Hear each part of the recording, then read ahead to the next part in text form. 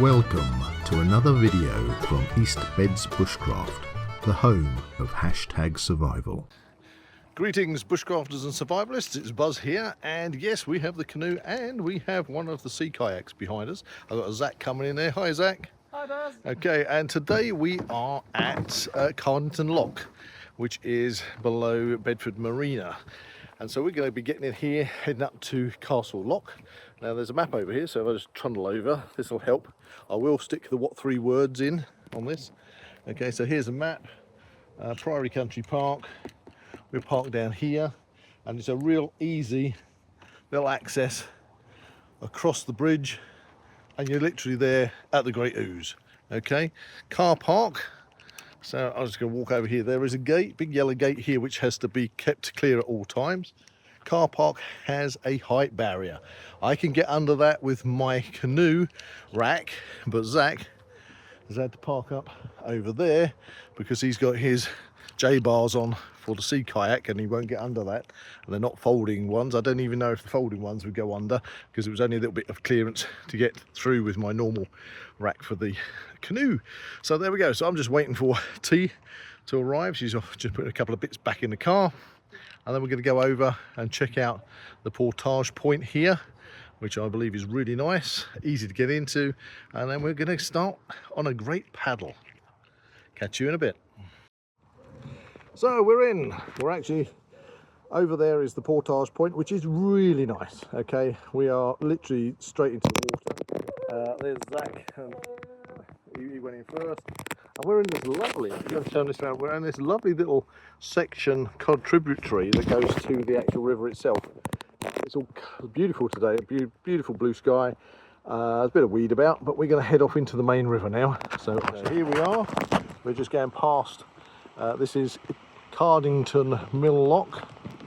Okay, there is the berthing point for the canal boats that are coming in or anything else. There's Zach in his sea kayak. Yeah, it's a lovely day, isn't it, mate? And then we're heading off, if I swing the camera around, we're heading off towards Castle Mill Lock, which is this way. Absolutely beautiful. What a day out.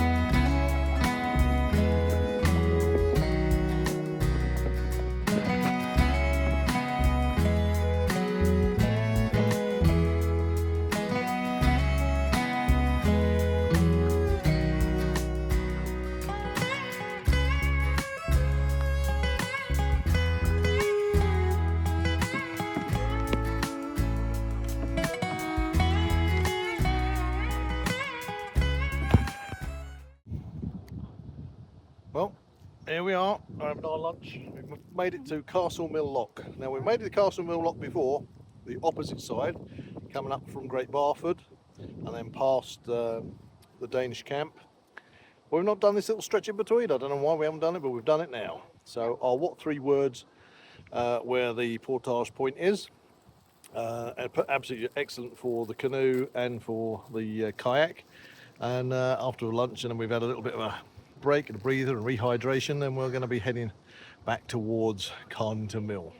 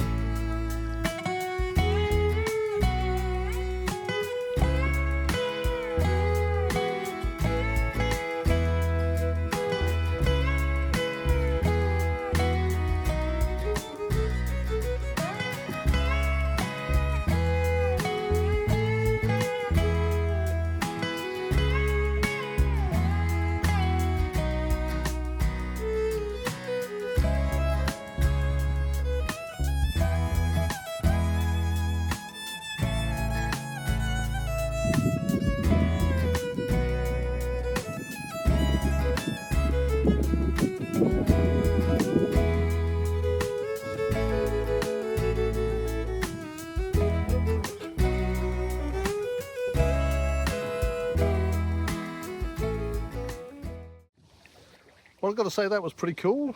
Tina and I paddling along, and we just saw, what on earth is that in the river? It looked like a bit of reed, but it was sticking out, but moving very fast under its own fruition. We pulled up alongside, and I didn't have time to capture it on film. Sorry? Have we got a heron? Okay. Just turn it round, see. Oh, it's flying off. It's gone. So, utter the wildlife. Wow. Wow, that's a big heron that was. There's so much beautiful wildlife on this river. But anyway, back to this mysterious thing. It was a grass snake, and it was swimming across the river and headed into the reeds. And the heron is just landing in front, actually. So we might catch that on film in a moment. But yeah, actually seeing this grass snake was absolutely fantastic. I'm going to switch the camera around, see if we can get this heron.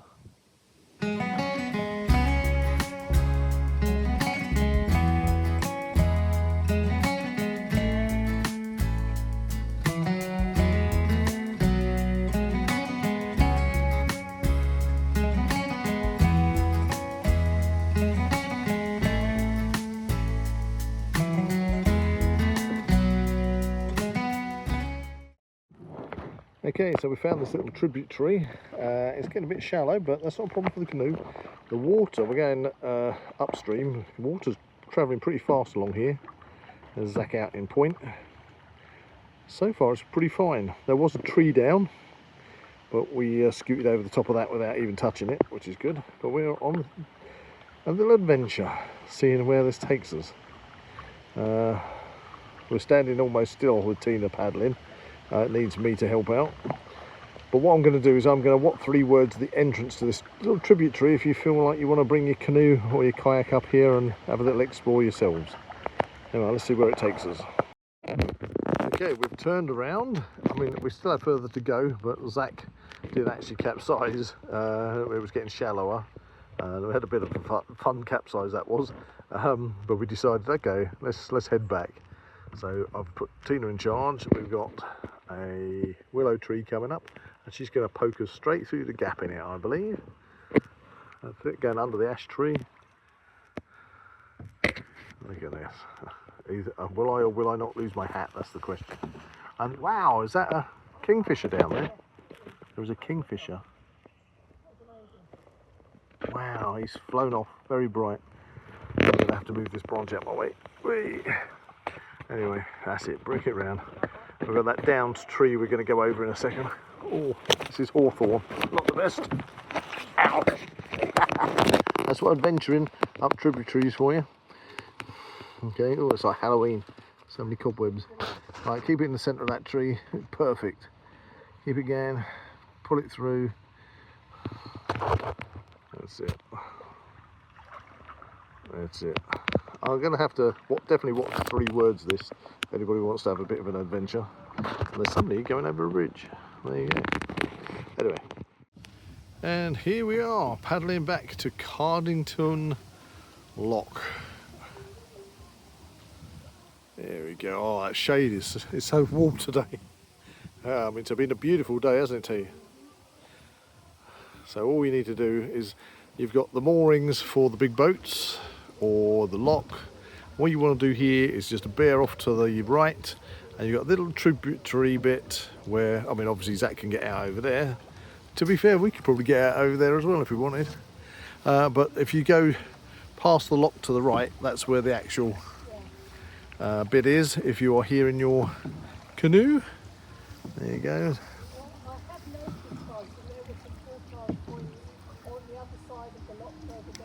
Yeah.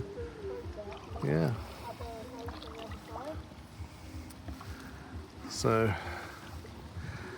here we are, Cardington Lock. I might have called it Cardington Mill Lock, but it's Cardington Lock. Huh? Oh, he's giving us a little sign. Yay, there he is. We've been having a great time. Look, Tina's steering me into a tree while I'm not looking, just for the fun of it.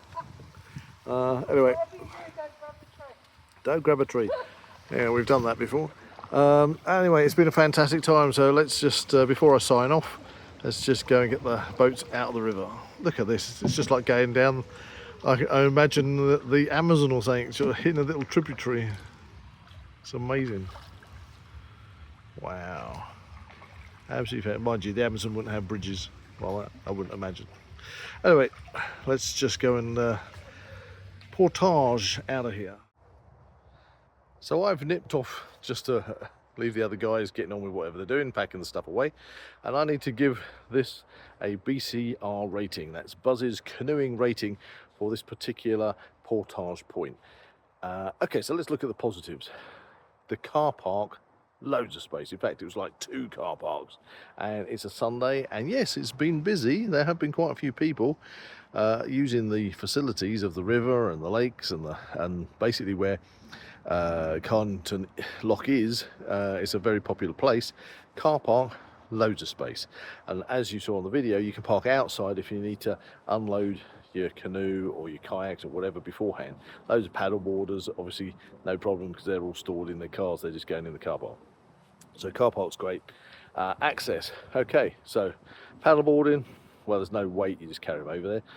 With the canoe and the kayak, a little bit more weighty. Yes, you could use trolley. I didn't use a trolley, we put it down once to get to the portage point.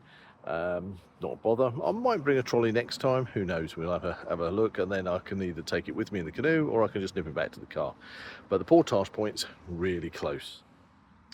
No water point that I could find or any reference to a water point, so whatever you do, make sure that you bring your water and refreshments and food with you. There are no local shops to this area. Maybe if you just drove out you could find a little corner shop or something, and I believe at Bedford Marina, which is a walk into the park area, there is a sort of coffee shop, ice cream place you can go to, but it's, again, you've got to walk to it, so it's a bit of a way. So I think for overall, really good. So let's look at the negatives, if there are any. I don't like the height bar on the car park because it is unnecessarily low. I mean, they could have pushed it up maybe another 8 inches, you know. I mean, seriously, what are you trying to stop getting in there? Because, you know, he's trying to stop people parking in there and camping overnight. Well, 8 to 10 inches isn't going to get camper van in there, so that's not a bother. So I don't like the height bar. That's a bit of an annoyance. There did seem to be a water point at some point in the corner of the car park, so that would have been good, but it's gone. Lots of donuts, and when I say donuts, I don't mean donuts you can eat. I'm talking about donuts from tyre marks in the car park. So obviously at weekends, the local youth maybe come up to this area and do, you know, driving and making donuts in the car park area. So I wouldn't be happy to leave my car here overnight if I was going on an overnighter.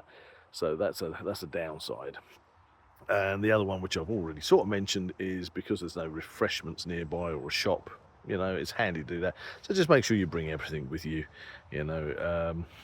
And there you go. So let's give it out of 10. So out of 10, it's got to be exceptionally good to get a 10 as far as I'm concerned. But I would certainly give this one, for ease of use and accessibility, I'm going to give it a solid 9 again, because, you know, what more do you want? Absolutely fantastic. So I'm giving it a solid 9 out of 10. So here we are back at Cardington Lock, and we survived. That was, honestly, I've been here a couple of times now, and I thought that this time in particular, it was a lot less busy, and I really enjoyed it this time. Although they are having a party in the park that you might hear True. in the background. But apart from that, the river was beautiful. We saw, what, about three kingfishers. We saw the grass snake, herons, swans, ducks, coots, egrets, cormorant, Loads of wildlife. loads of fish, And, yeah, abundance of fish. and not too many humans. That was a good thing. Not too many. But anyway, I'll put all the 3 words down, okay? The car park is literally just the other side of the lock from where we're standing at the moment. We've got the portage point right behind us, which we went in. And next time we are going to be coming back here because we need to go to the portage point, which is just there. Over there. Which is just there, because we're going to head off Kempston direction. Which I'm told is 8 kilometres. 8 kilometres, okay. And that stretch, you can go from here, and then there's apparently a little bit of a dangerous weir at Kempston, so you get out at Kempston and then get obviously in at the Sounds other side. cool to me. We shall That's see. an 8-kilometre route. More paddling adventures to come. Keep watching, and we will see you in the next one. Yay! Thank you for watching. Please like and share this video and subscribe to the East Beds Bushcraft channel. See you all again soon.